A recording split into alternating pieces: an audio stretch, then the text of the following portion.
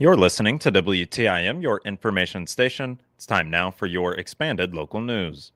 A tax levy ordinance, a final audit report, and the latest on the Manners Park pool are on the agenda for the Taylorville Park Board of Trustees monthly meeting tonight. As always, it will take place at 7 p.m. in the Manners Park Dining Hall. The tax levy ordinance is the first segment of new business. After that, the board will present and discuss the final audit report from Sickich. Back in April, the Park Board approved contracting Sickich to carry out a mandatory general audit of their operations. In old business, the board will revisit their ongoing efforts regarding the Manners Park pool. Earlier this month, Regional Radio News obtained a new request for proposals from the Park District. The RFP is similar to the one that they submitted in the summer, but the bidding and selection dates in this new plan are pushed back. The Park Board aimed to formally publish the document as of last Friday, so it could begin accepting bids from pool construction vendors. The latest request shows that the Park District intends to hold in-depth interviews with bidding vendors on October 9th before selecting a vendor to proceed with on the following day. The target dates for the actual construction are unchanged from before. They anticipate construction beginning on March 2nd of 2026, with hopes that the project is completed by May 3rd of 2027. In the previous round of presentations, Landmark Aquatic and Capri Pool and Aquatics presented their portfolios and ideas. It is currently unclear whether either or both firms will bid again in this round. In addition, Park Board members may have an update at tonight's meeting on talks with Burbach Aquatics, the vendor with whom they had previously contracted for the project. The board has maintained it would not pursue a bid with another vendor until the situation with Burbach is finalized. As is customary, before new and old business, the board will hear the treasurer's report. After the business sections, the maintenance superintendent, recreation director, and office administrator will make their reports. Stay tuned to Regional Radio News for additional updates following tonight's meeting.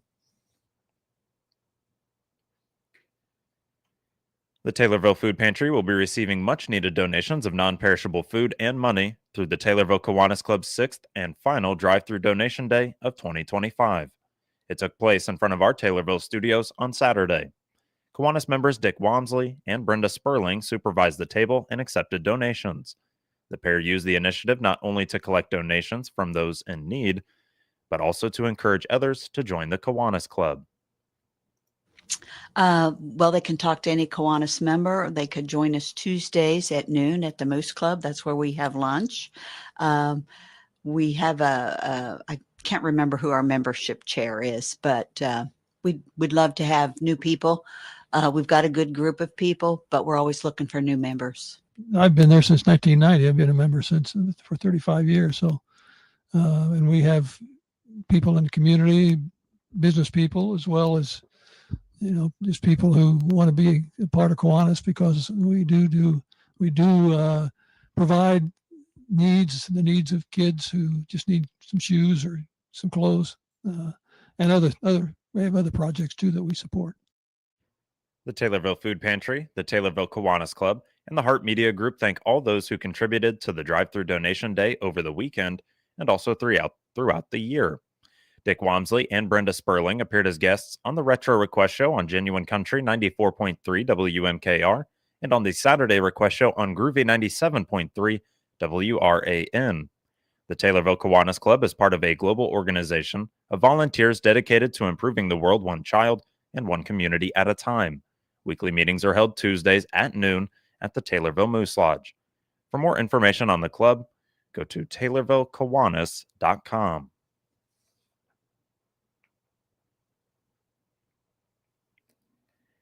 The Christian County CEO program are just now getting their feet wet with concepts like soft skills, networking, and relationship building as they prepare for their appearance at Chili Fest. This year, the class has decided to change up their offerings and will be making dirty sodas and Lotus energy drinks for the public to enjoy. What is a dirty soda or a Lotus drink? Well, Ella Reese, Ross Brown, and Rayleigh Aller joined the WTIM morning show to discuss their new drinks and how the CEO has started out for them. Brown and Reese first help explain what a dirty soda even is. This year for Chili Fest, we are going to be partnering with Lincoln's Coffee Hut. They are in the old Pizza Hut building right by Dairy Queen. We're going to be doing Lotus drinks, and then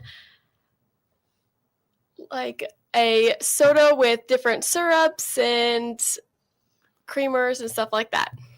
You guys are being nice. Let's just call it what it is. It's a dirty soda.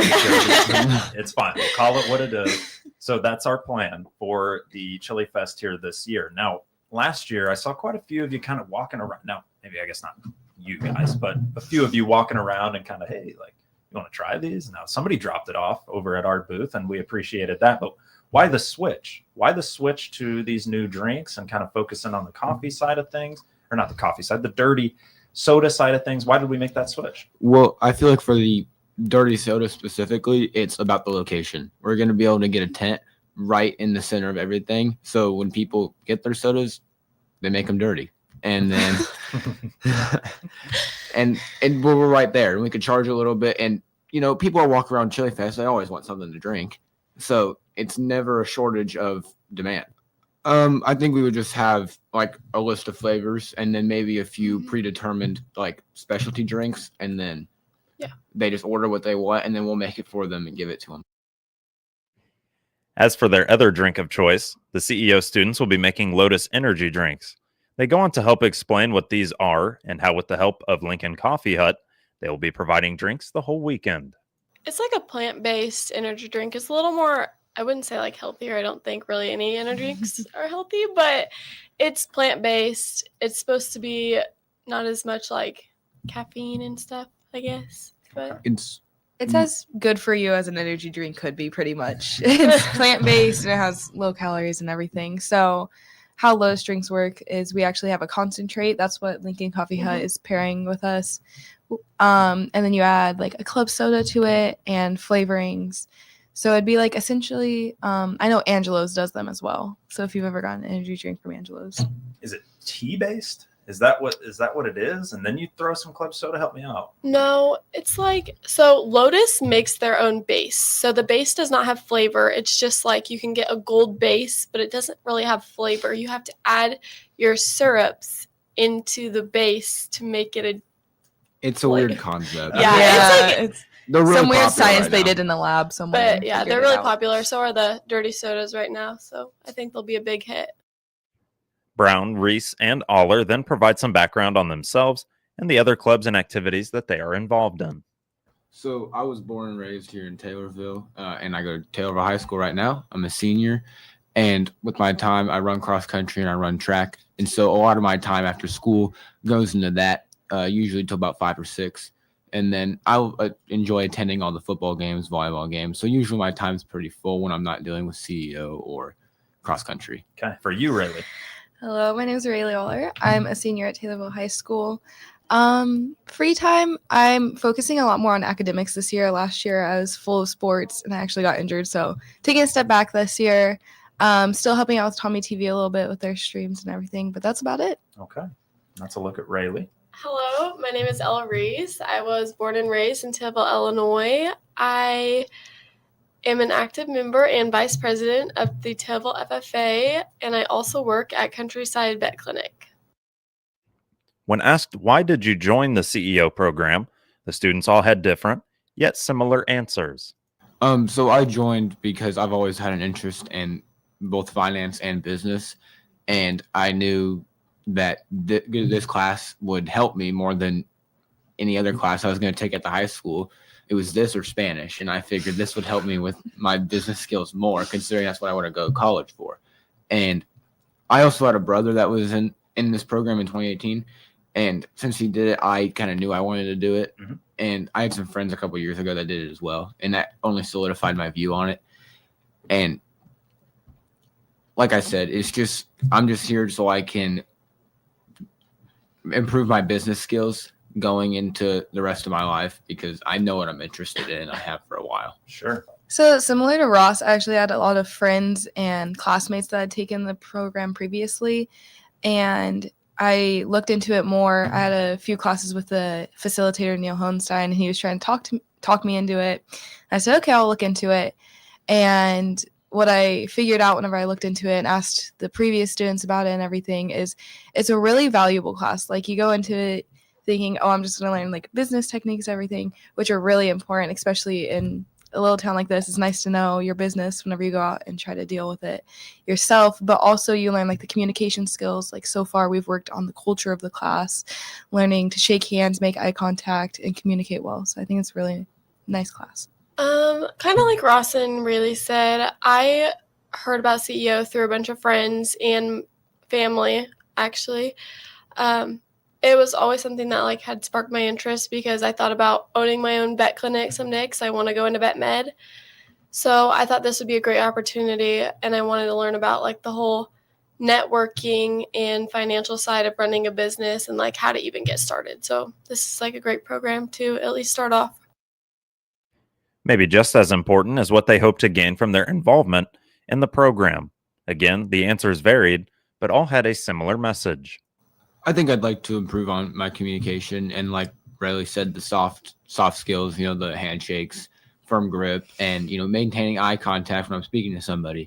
I know those are things I'd struggle with in the past, and I can already feel myself getting better at it. And so whenever I go, and like I said, I want to be in business, those are important skills that I need to have. And so I feel like getting out of this, I will only improve on that, and it'll benefit me. Gotta shine those baby blues. Don't let those go closed. How about you, Riley?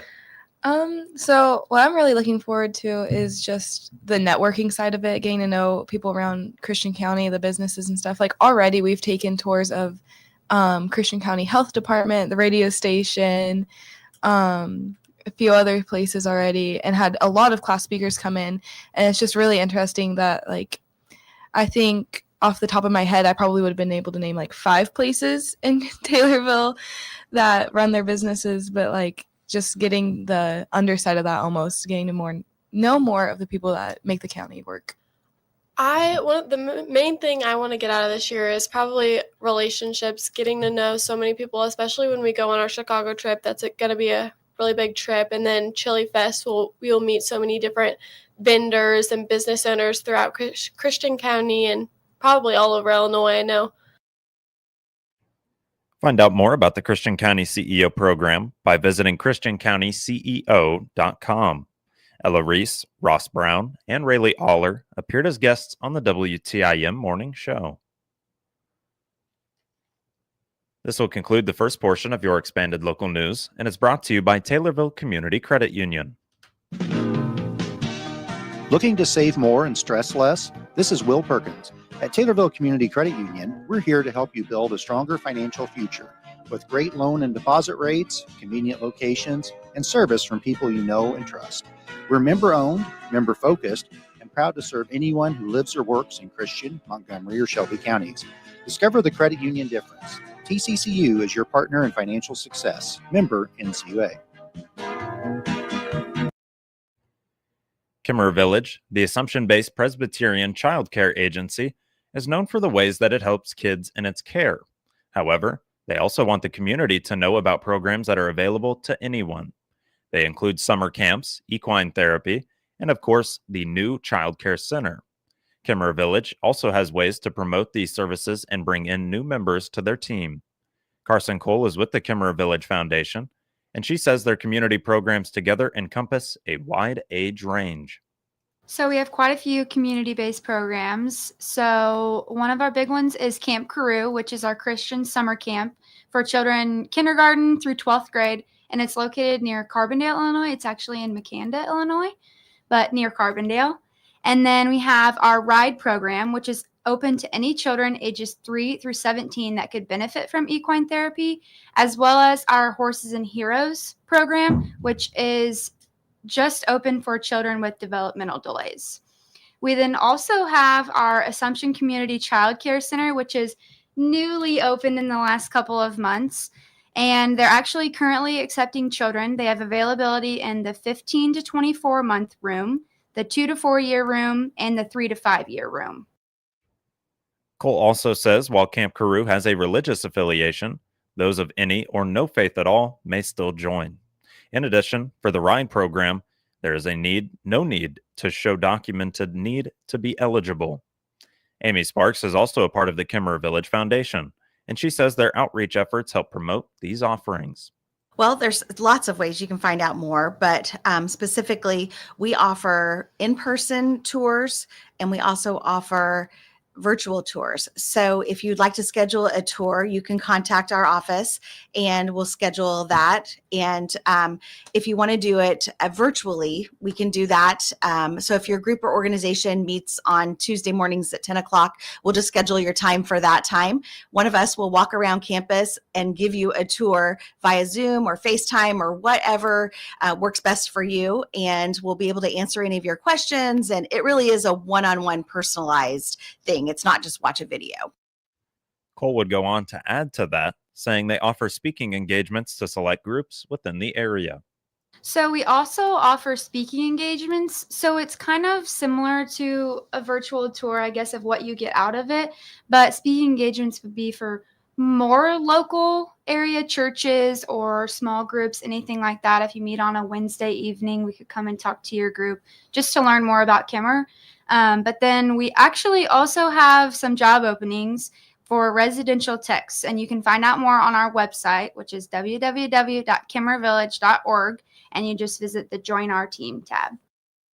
More information on Kimmerer Village is available at kimmerervillage.org and by visiting them at their Facebook page. Carson Cole and Amy Sparks appeared as guests on the WTIM Morning Show. This will conclude the second portion of your expanded local news, and it's brought to you by C&B Bank and Trust. Farming never takes a day off, and neither should your banking. At CNB Bank & Trust, our regular business checking account lets ag businesses run smoothly, and you'll have anytime, anywhere access with digital banking, bill pay, a debit card, e-statements, even QuickBook upload, so you can focus on harvest, not paperwork, helping farmers do what they do best, grow. Stop by your local branch or visit cnbil.com today. CNB Bank & Trust, helping to open doors since 1854. Member FDIC, Equal Housing Lender. Moving to obituaries, which can be found at TaylorvilleDailyNews.com and are brought to you by Sutton Memorial Home. When it comes to organizing your life, Sutton Memorial Home in Taylorville has some words of advice. Consider pre-planning your funeral. The death of a loved one can be a traumatic event in people's lives, and you can spare your family the burden of planning a funeral when they are grieving. Sutton Memorial Home knows that establishing a pre-arrangement assures that important decisions and your personal selection are made in advance and spares your family an additional burden at their time of loss. Sutton Memorial Home in Taylorville. Caring is what they do best. 76-year-old Clarence R. Barker of Taylorville died on September 22nd. Graveside service will be today, September 29th at 12 p.m. at Morrisonville Cemetery. Funeral arrangements are being handled by McClure Funeral Home and Cremation Services in Taylorville. 61-year-old Susan L. Henderson of Mount Auburn died on September 21st. A graveside service will be on September 30th at 11 a.m. at Mount Auburn Cemetery. Funeral arrangements are being handled by Sutton Memorial Home in Taylorville. 65-year-old Paula Jo Smith of Awanaco died on August 30th. Visitation is October 3rd from 9 a.m. to 11 a.m. at Calvary Baptist Church in Taylorville. Funeral service will be October 3rd at 11 a.m. at Calvary Baptist Church in Taylorville. Interment will be at Awanaco Cemetery. And Paula J. Koonsman of Shelbyville, formerly of Warrensburg, will have a celebration of life being planned for her for October 12th of 2025. Funeral arrangements are being handled by Howe and Yankee Funeral Home in Shelbyville. A quick look at the weather. Expecting a high of 89 today, mostly sunny, with calm wind becoming east around 5 miles per hour. As for tonight, it'll stay clear with the low dropping to 59. As for Tuesday, sunny with a high near 88. It'll be partly cloudy on Tuesday night. That low drops to 56. Once again, partly sunny on Wednesday, a high of 86. As for Wednesday night, however, mostly cloudy and a low of 58. As you make your way into Thursday, again, mostly sunny, a high near 85. Thursday night, a low of 56. That beautiful weather continues into next weekend with a high of 86 on Friday and a high of 84 on Saturday. Get details on these and other local news stories at TaylorvilleDailyNews.com or hear them every hour on WTIM. WTIM is your only local news radio.